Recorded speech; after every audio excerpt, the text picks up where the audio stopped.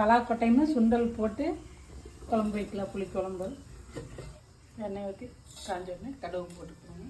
கொஞ்சம் போட்டுக்கோங்க. பெரிய வெங்காயம் போட்டு பூண்டு தட்டி வச்சு பூண்டு போட்டுக்கோங்க. காரத்துக்கேற்ப 2-3 வரமிளகா கருவேப்பிலை. தக்காளி 2 தக்காளி போட்டுக்கோங்க. தக்காளி வணங்குறது கொஞ்சம் உப்பு போட்டுக்கோங்க. கத்திரிக்காய், உருளைக்கிழங்கு, வாழைக்காய் 3 போட்டு போட்டுக்கோங்க.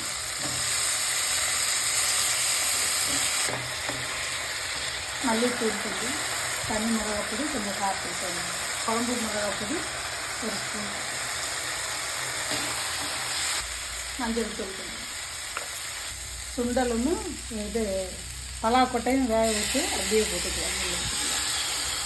கொஞ்சமாக தண்ணி ஊற்றிக்கலாங்க. கொஞ்சம் வேகட்டுங்க. அப்புறம் புளி கரைச்சி ஊற்றிக்கலாம். கொஞ்சமாக புளி கரைசல் கொஞ்சமாக ஊற்றிக்கலாங்க. ரெடி ஆகிடுச்சுங்க. அவ்வளோதான்.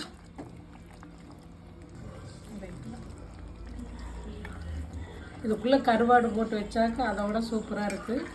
நீங்கள் இந்த மாதிரி செஞ்சு பாருங்கள். நாங்கள் எங்களுக்கு தேவையான அளவுக்கு போட்டிருக்குறோம். நீங்கள் இன்னும் அதிகமாக வேணும்னா சுண்டல் இது பலாக்கொட்டை சீசன் இல்லைங்களா, அதனால் அதை வேஸ்ட்டு பண்ணாமல் இந்த மாதிரி குழம்பு வச்சுக்கலாம்.